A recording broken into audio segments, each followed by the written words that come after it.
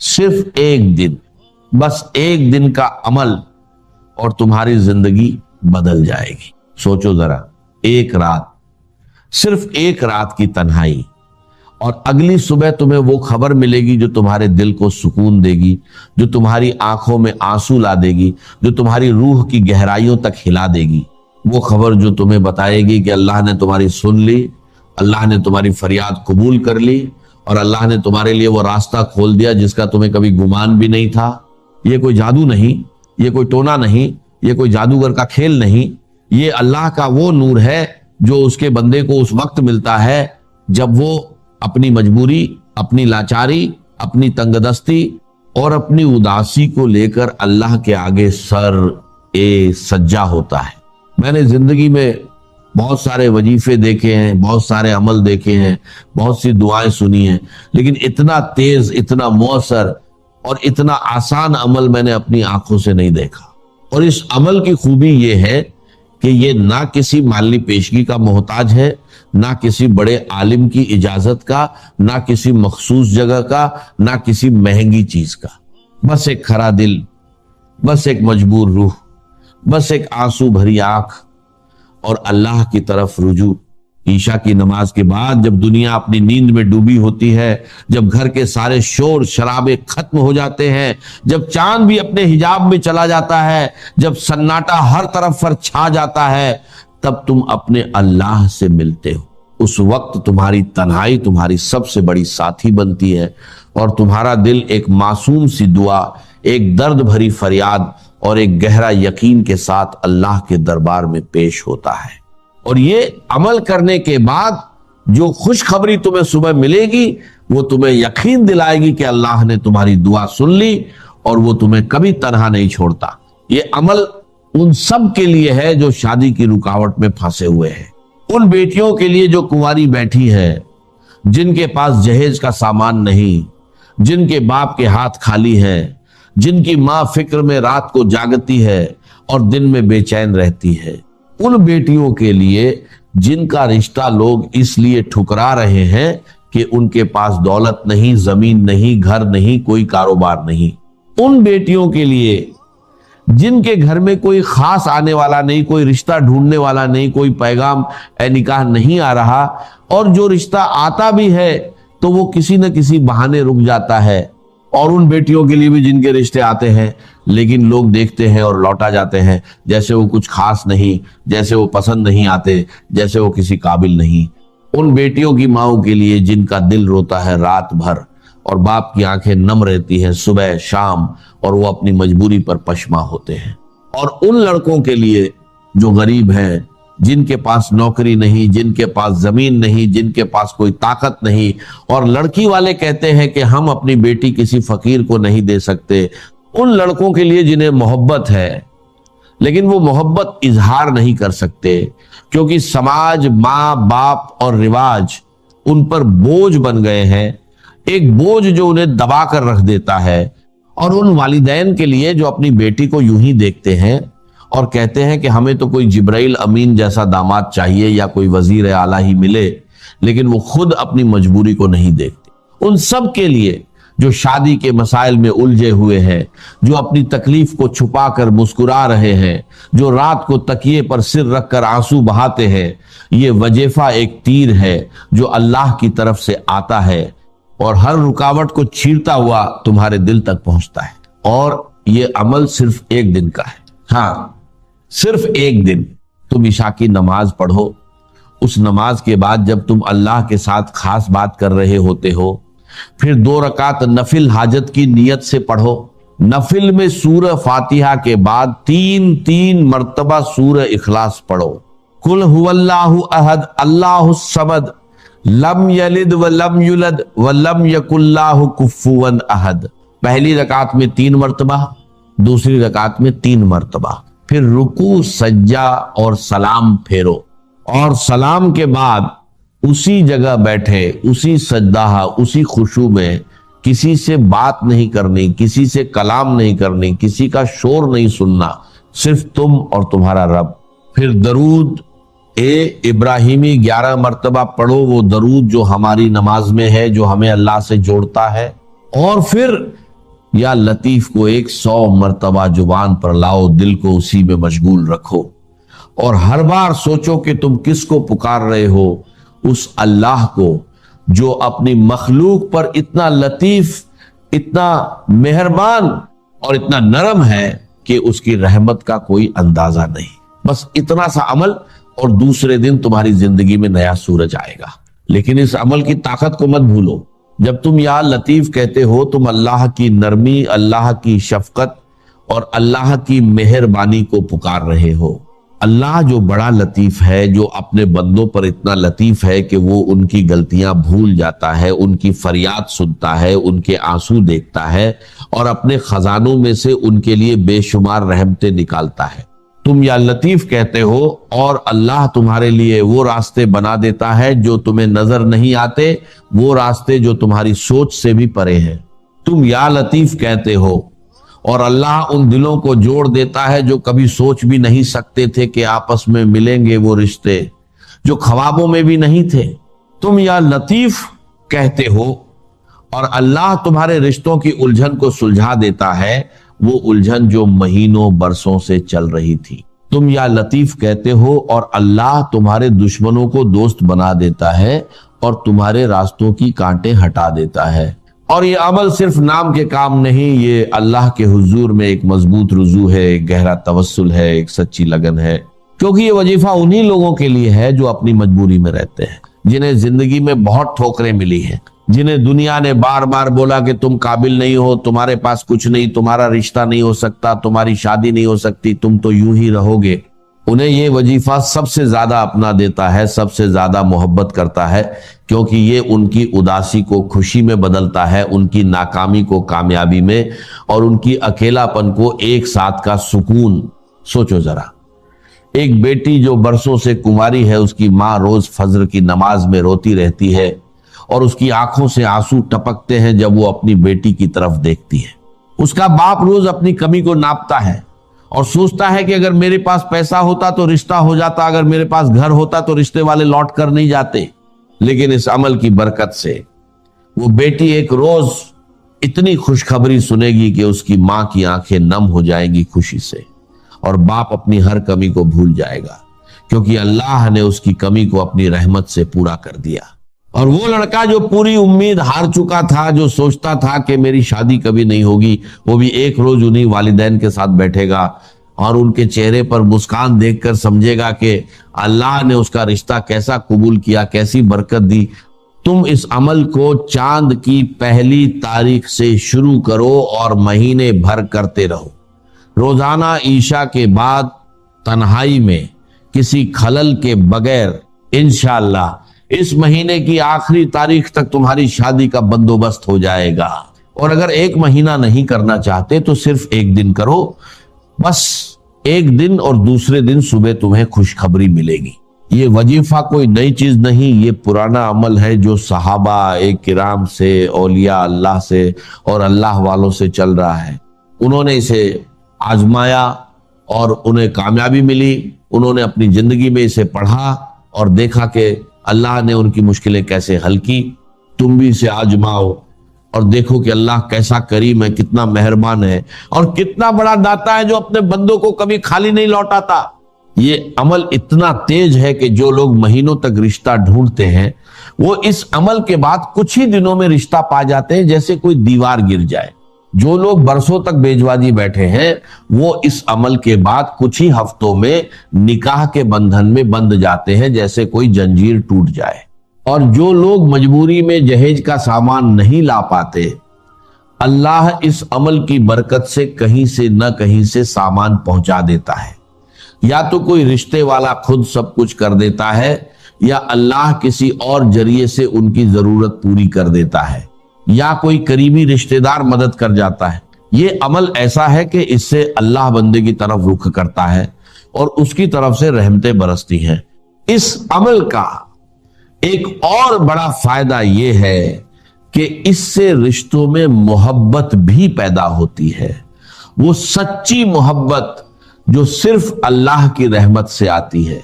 अक्सर देखा गया है कि جہاں رشتہ ہو جاتا ہے وہاں آگے چل کر انکمپیٹیبلٹی آتی ہے، آگے چل کر جھگڑے شروع ہو جاتے ہیں، آگے چل کر طلاق کی نوبت آ جاتی ہے۔ لیکن اس عمل کی برکت سے شادی کے بعد بھی دلوں میں محبت، مہربانی اور سکون رہتا ہے، جیسے کوئی گہرا دریا جو کبھی نہیں سوکھتا، کیونکہ تم نے اللہ سے پکارا تھا کہ مجھے نرمی دے، مجھے سکون دے، مجھے محبت دے، مجھے ہمدلی دے، اور اللہ اپنا یا لطیف نور تمہارے رشتے میں ڈال دیتا ہے۔ وہ نور جو ہر کھٹام کو دور کر دیتا ہے، ہر آگ کو بجھا دیتا ہے، پھر وہ رشتہ کبھی نہیں بگڑتا، چاہے کتنی مشکلیں آئے۔ اللہ کی رحمت ان سب کو بے اثر کر دیتی ہے۔ تم اس عمل کو بڑے دل سے کرو اور یقین رکھو کہ اللہ تمہاری سن رہا ہے۔ نہیں، وہ صرف سن نہیں رہا، وہ تمہاری طرف دیکھ رہا ہے، تمہاری مجبوری کو سمجھ رہا ہے۔ وہ تمہاری ہر فریاد، ہر اداسی، ہر بے چینی، ہر تنہائی، ہر رات کے آنسو کو جانتا ہے۔ وہ تمہارے آنسو دیکھتا ہے جو تم رات کو بھیگتے ہو جب تم سوچتے ہو کہ کوئی نہیں دیکھتا۔ وہ تمہاری سوچ جانتا ہے کہ تم کیسے اپنے رشتے کے بارے میں فکر کرتے ہو، اور تمہاری ماں باپ کی فکر کو بھی جانتا ہے۔ تو اس سے کیوں نہ مانگو، اس سے کیوں نہ رکو، کیونکہ جب تم اپنا ہاتھ اس کی طرف پھیلاؤ گے تو وہ نہیں بھاگے گا، وہ تم سے کبھی نہیں مکرتا۔ وہ اپنی رحمت کی چادر تم پر ڈال دے گا اور تمہیں اپنی بارگاہ میں قبول فرمائے گا۔ اور یہ عمل زیادہ لمبا نہیں، بس 3 سے 5 منٹ کا ہے، لیکن اس کا اثر تمہاری زندگی کی لمبائی تک رہے گا، سالوں تک۔ یہ عمل کوئی بوجھ نہیں، یہ تو سکون کی طرف ایک کھلا دروازہ ہے، ایک راہ ہے جو سیدھا اللہ تک جاتی ہے۔ تم کیا جانتے ہو کہ اللہ نے اس عمل میں کتنی طاقت رکھی ہے؟ سورہ اخلاص 3 مرتبہ پڑھنا، درود 11 مرتبہ، اور پھر یا لطیف 100 مرتبہ، بس اتنا سا عمل اور اللہ تمہاری زندگی بدل دے گا، وہ بدلنا جو تم نے کبھی سوچا نہیں تھا۔ تمہیں کیا لگتا ہے کہ اللہ نے اس عمل میں کوئی راج نہیں رکھا؟ بالکل رکھا ہے۔ اس میں ایک گہرا راج ہے جو انہی کو ملتا ہے جو سچے دل سے اسے پڑھتے ہیں۔ ایک ہے تقرب بالفرائض، جس کو اللہ کہتا ہے کہ یہ مجھے سب سے زیادہ محبوب ہے، اور ایک ہے تقرب بالنوافل، جو بلندی میں بہت اونچا ہو جاتا ہے۔ اب یہاں پر میں آپ کو بتاؤں، جن حضرات نے میرے تقاریر سنی ہے یا میرا کتابچہ پڑھا ہے جہاد فی سبیل اللہ کے، یہ کی حقیقت کہ 9 منزلیں میں بیان کیا کرتا ہوں۔ سب سے اونچی منزل تو لازماً 9ویں ہے، سب سے اہم منزل وہ پہلی ہے۔ یہ اچھی طرح سمجھ، پہلی ہوگی تو دوسری ہوگی، دوسری ہوگی تو تیسری ہوگی، پہلی ہی نہیں ہے تو اوپر کا کیا تصور؟ تو ایک ہے اہم ترین ہونا، ایک ہے بلند ترین۔ بلند ترین 9ویں منزل ہے قتال فی سبیل اللہ، اور اہم ترین ہے اپنے نفس کے خلاف جہاد، ان تجاہد نفسک فی طاعت اللہ۔ یہ اہم ترین ہے، اہم ترین، وہ بلند ترین۔ اسی طرح حضور کی ایک حدیث میں آیا، صحابہ سے سوال کیا کہ تمہارے نزدیک سب سے خوبصورت ایمان کس؟ عجب، عجیب عربی زبان میں کیا، اردو میں ہم کہتے ہیں کہ جو کوئی نئی سی بات ہو، عجیب۔ عربی میں عجیب کے معنی ہے صرف خوبصورت بات۔ سب سے زیادہ خوبصورت ایمان کس کا ہے؟ صحابہ نے کہا فرشتوں کا حضور نے رد کر دیا، انبیاء کا رد کر دیا، ہمارا رد کر دیا۔ پھر فرمایا کہ سب سے ان عجب الایمان خلق لا اخوانی الذین یاتون من بعدی یجدون صحفا فیہ کتاب اللہ فیؤمنون بما فیہا۔ میرے نزدیک خوبصورت ترین ایمان میرے ان بھائیوں کا ہوگا جو میرے بعد آئیں گے، اور انہیں تو صرف اوراق ملیں گے جن میں اللہ کی کتاب لکھی ہوگی، اس پر ایمان لائے۔ اب دیکھیے، افضل ترین ایمان صحابہ کا ہے۔ کسی بڑے سے بڑے ولی کا ایمان بھی کسی ادنا سے ادنا صحابی سے بڑھ کر نہیں، یہ نوٹ کر، یہ ہمارا اجماعی عقیدہ ہے۔ افضل ترین ایمان صحابہ کا، لیکن خوبصورت ترین، عجب ترین ایمان یہ ہے کن کا جو میرے بعد آئیں گے، انہوں تو اللہ کی کتاب ملے گی اور راہ لکھی ہوئی، اس پر ایمان۔ تو ان دونوں چیزوں کو رکھیے۔ ایک ہے سب سے زیادہ محبوب اللہ کو کیا ہے، وہ تو فرائض کے ذریعے سے تقرب، اور سب سے اونچا جو ہے تقرب کا مقام وہ نوافل کے ذریعے سے۔ اب جو باریک بات ہے وہ سمجھنے کی ہے، اس میں حالات کے اعتبار سے فرق واقع۔ فرض کیجئے نظام باطل کا غلبہ ہے، اس میں تو فرض ہے اس نظام باطل کے خلاف جد و جہد، اس کو ختم کر کے جڑ سے اکھیڑ کر جو اللہ کا دین ہے، دین حق، اسے غالب کر۔ اس فرض کو تو آپ بھولے ہوئے ہیں، نوافل میں زور لگا رکھا ہے، ساری رات کھڑے ہیں، نفلیں پڑھ رہے ہیں، रोजे रख रहे हैं, जो भी रोजा हुजूर से साबित है वो सब रख रहे हैं, ये तो नवाफिल ही अल्लाह के यहाँ कबूल नहीं। फर्ज को छोड़, अगर कोई शख्स फर्ज नमाज छोड़ता है, वो नहीं पढ़ता 5 वक्त नमाज और बाजमात का एहतमाम नहीं करता, तो अगर सारी रात भी खड़े होकर नवाफिल अदा करेगा तो जीरो है। इसलिए पहले फर्ज, नफल का बात। हाँ, नवाफिल के जरिए से तकर्रुब बुलंद तरीन तो है, लेकिन ये कब होगा? जब अल्लाह का दीन कायम हो गया हो, निजाम हक का है, उस निजाम को आगे फैलाना हुकूमत का काम है, निजाम खिलाफत जो है उनका काम है, अल्लाह की किताब की तालीम और तरवीज ये अब हुकूमत का काम है। अब अफराद को इजाजत है वो नवाफिल पर तोड़ लगाएं, रातों को जागें, रोजे रखें, और भी जिस तरीके से भी नवाफिल पर इस तरीके, इस हालत में जो नवाफिल के जरिए से तकर्रुब हासिल होगा वो बुलंदी में, वो पहले उस जो तकर्रुब है बिल फराइज उससे बुलंदतर हो जाएगा। लेकिन अगर दीन अल्लाह का कायम नहीं और बातिल का गलबा है, उसमें आप नवाफिल का इत्माम कर रहे हैं, अगर वो जिद्दोजहद भी कर रहे हैं, उस निजाम को खत्म करके अल्लाह का दीन कायम करने की पूरी कोशिश कर रहे हैं, तन मन धन लगा रहे हैं, और इसमें कुछ नवाफिल का भी एहतमाम हो जाए तो नूरुल अला नूर, सोने पर सुहागा।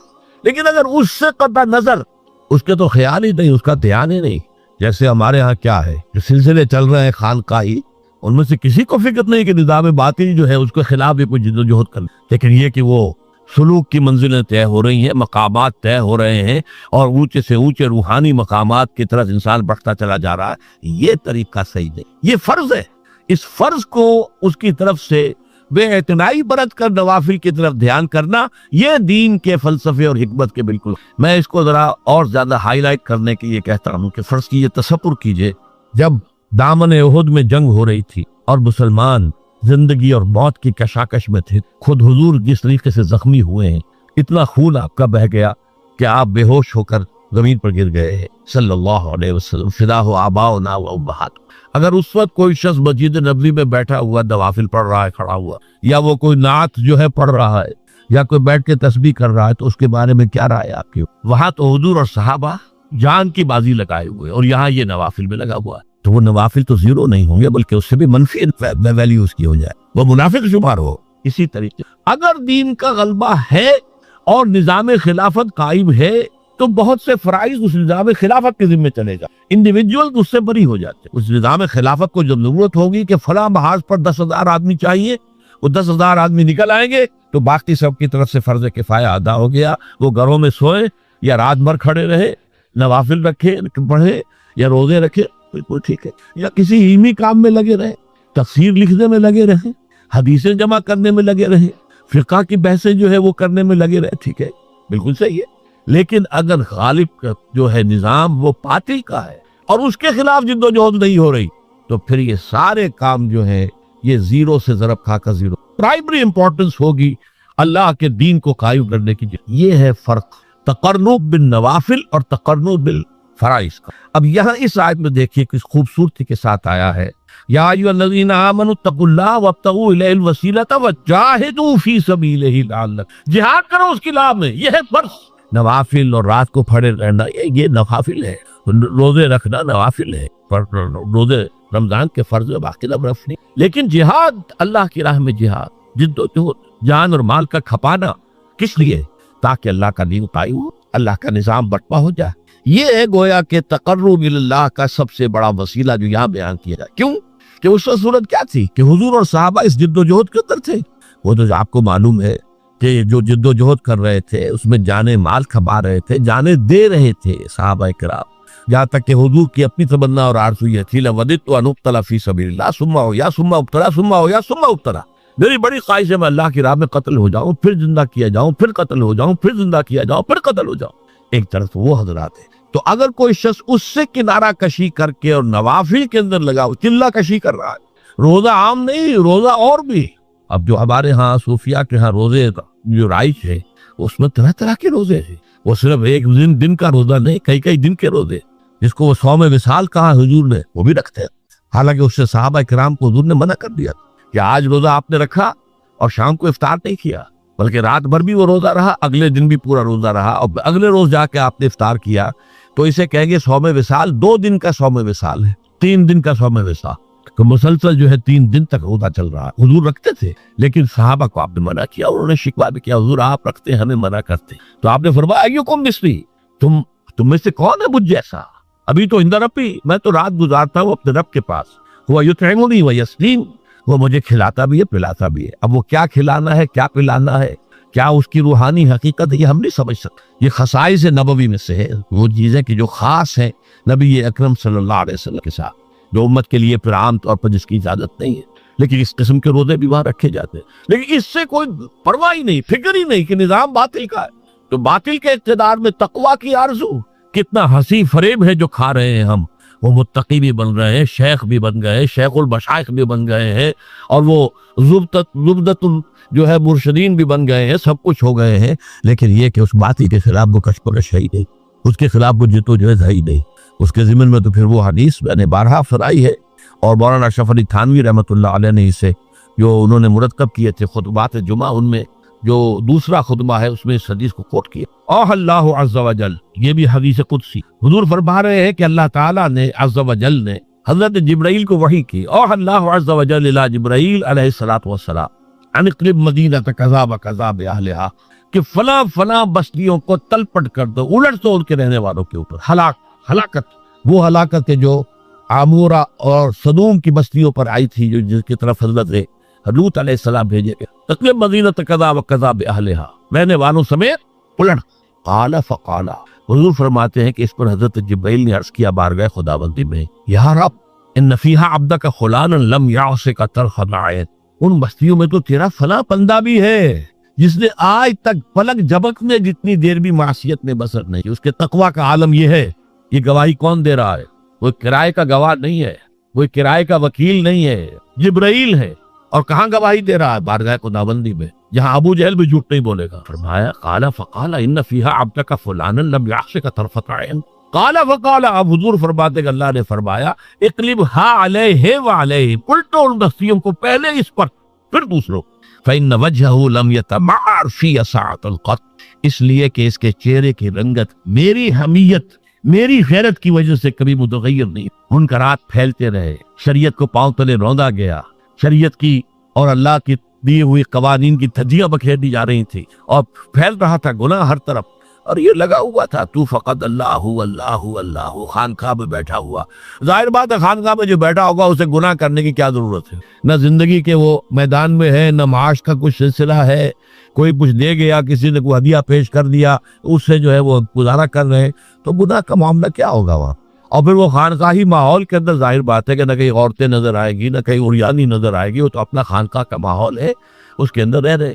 لیکن یہ کہ اس خانقاہ سے باہر جو کچھ ہو رہا ہے، جو منکرات پھیل رہے ہیں، جو کفر پھیل رہا ہے، جو گمراہیاں پھیل رہی ہیں، جو شریعت کی دھجیاں بکھر رہی ہیں، اس پر اسے فکر ہی نہیں۔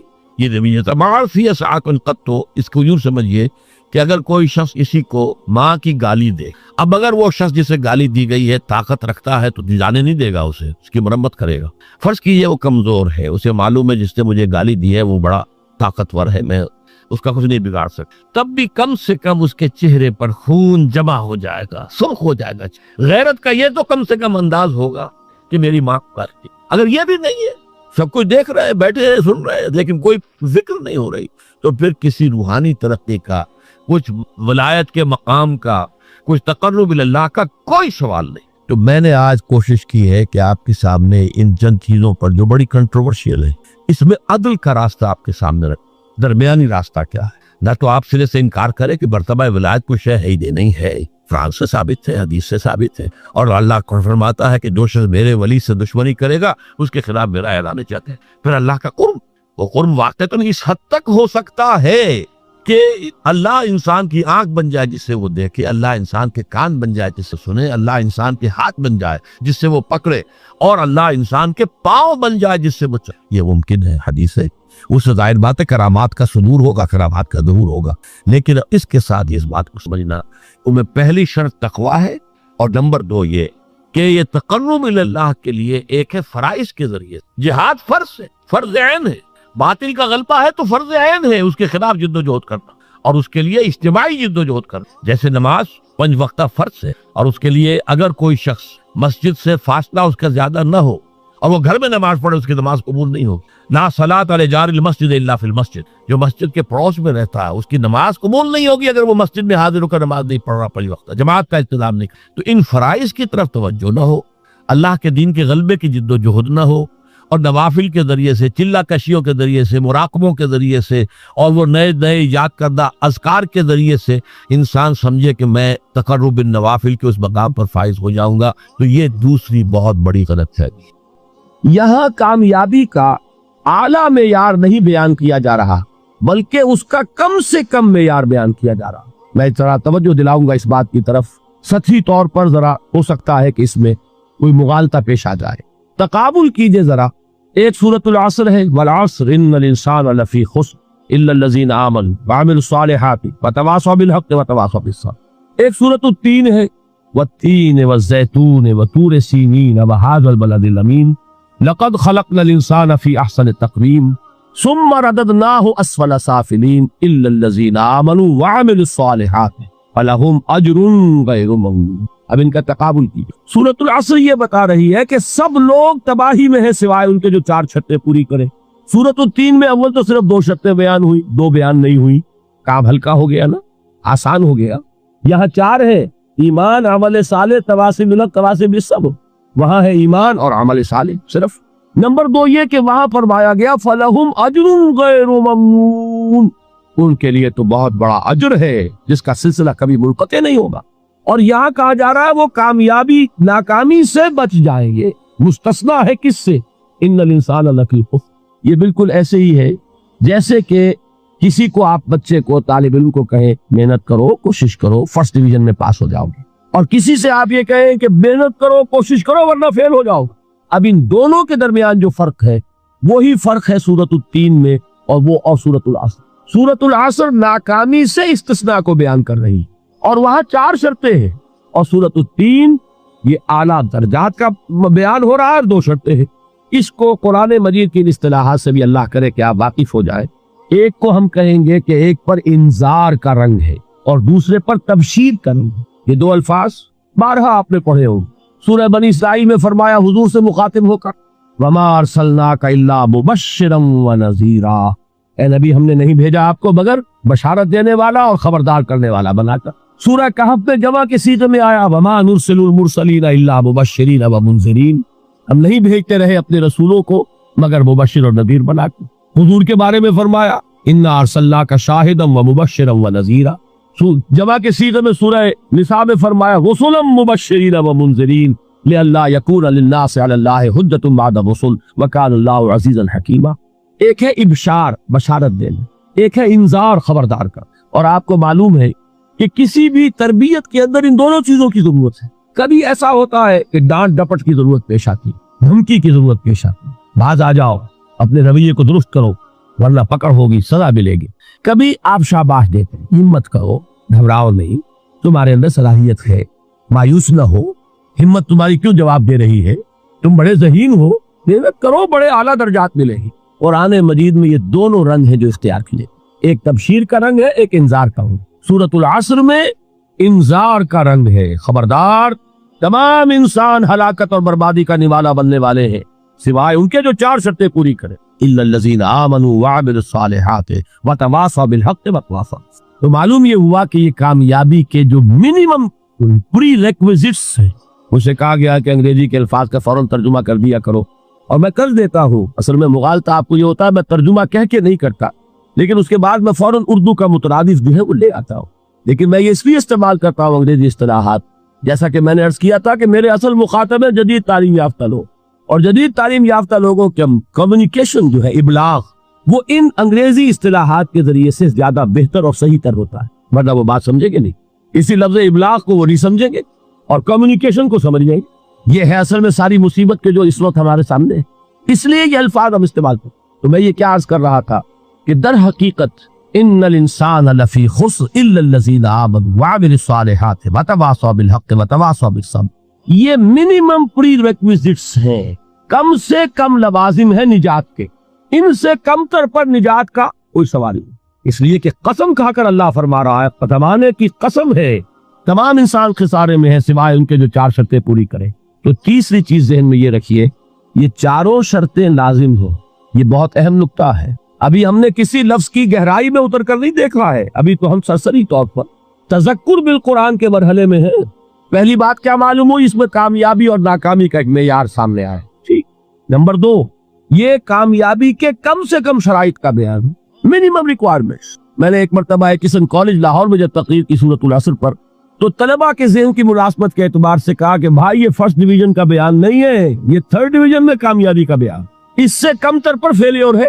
اس لیے کہ فرمایا گیا والعصر ان الانسان لفی خسر الا الذین آمنوا وعملوا الصالحات وتواصوا بالحق وتواصوا بالصبر. اسی کو میں نے اس وقت آپ کے سامنے رکھا کہ اس پر انذار کا رنگ ہے، خبردار کرنے کا انداز ہے، زجر کا، ڈانٹ ڈپٹ کا انداز ہے کہ اگر کامیابی چاہتے ہو تو یہ 4 شرطیں پوری کرو. اب تیسری بات جو عرض کر رہا ہوں یہ اہم ترین ہے کہ یہ چاروں شرطیں لازم ہیں. اگر اللہ تعالیٰ نے کامیابی کے لیے 4 شرطیں بیان کی ہو تو سوچئے کیا مجھے یہ اختیار ہے کہ ان میں سے 1 کم کر دوں، 2 کم کر دوں، 3 کم کر دوں؟ کس کو اختیار ہے؟ اللہ کے بیان کردہ کسی چیز میں اختیار.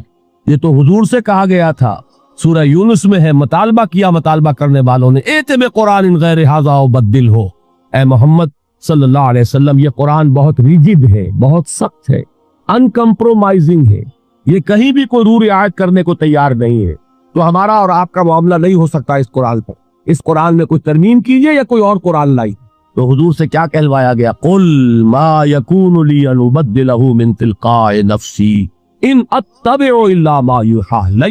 اے نبی ان سے کہہ دیجئے میرے لیے ہرگز ممکن نہیں ہے کہ میں اس قرآن میں اپنے جی سے کوئی ترمیم کر دوں، کوئی تبدیلی کر دوں. میں تو خود پابند ہوں اس کا جو مجھ پر وحی کیا جا رہا. سب سے پہلے میں خود اس پر عمل کرنے والا، میں خود اس کا پابند. تو غور کیجئے، قرآن بیان کر رہا ہے کہ 4 شرطیں ہیں نجات کی، اور آپ کے دل میں یہ بات بٹھا دی گئی ہے صرف کلمہ گو ہونا نجات کے لیے کافی ہے، صرف ایمان سے نجات ہو جائے گی. یہ بات جو ہے ذہن میں رکھیے، ایک نجات وہ ہے جو ہزار برس تک جہنم میں کوئلہ بننے کے بعد نجات ہو. میں اس نجات کی بات نہیں کر، وہ نجات تو ملے گی یقیناً. جس شخص کے دل میں رائی کے دانے کے برابر بھی ایمان ہوگا، وہ اپنے اعمال کی، اپنے کرتوتوں کی سزا بھگت کر بالآخر جنت کے اندر داخل کیا جائے گا، جہنم سے نکالا جائے گا. نبی اکرم صلی اللہ علیہ وسلم کی بارگاہ میں ہاں توقف کریں، غور کریں، تحقیق کریں، معلوم ہو کہ یہ حدیث پختہ نہیں ہے، مستند نہیں ہے، پھر دوسری بات ہے. اور یہ جان لیجئے ہمارا جو معاشرہ ہے اس کا ایک قانونی جو ہے احاطہ ہے. یہ بھی سورہ حجرات کی پہلی آیت ہے، یا ایھا الذین آمنوا لا تقدموا بین یدی اللہ ورسولہ. اللہ اور اس کے رسول کے احکام کا دائرہ ہے، اس کے اندر رہو، باہر نہیں نکل سکتے.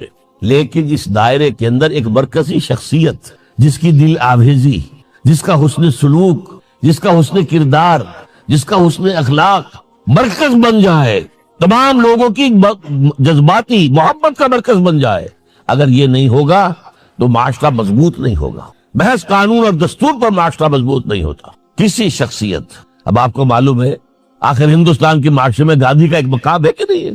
آخر یہ سارا معاملہ چل رہا ہے اسی کے جب کے نہیں؟ ماؤ زیدونگ کے معاملہ ہے کہ نہیں ہے؟ یہ سارا معاملہ دنیا میں عام لوگ کہہ دیتے، ریشنلسٹ لوگ، کہ ان چیزوں کی کیا ضرورت ہے؟ بھائی قانون دیکھنا چاہیے، دستور دیکھنا چاہیے، حکم دیکھنا نہیں. بھائی جذباتی وابستہ کہ ایک ہستی تو ایسی ہو کہ جس کے کچھ کہنے پر فوراً زبانیں بند ہو جائے. اور اس کا نقشہ میں سعودی عرب میں دیکھتا ہوں، اگر وہاں کے 2 بدو لڑ رہے ہوں سخت اور ایک دوسرے کو کھانے کو دوڑ رہے ہوں، کوئی شخص کہتے صلی علی النبی، فوراً خاموش. معلوم ہوتا ہے آنکھ کے اوپر کسی نے پانی ڈال دیا، خاموش، صلی علی النبی، صرف یہ کہنے سے.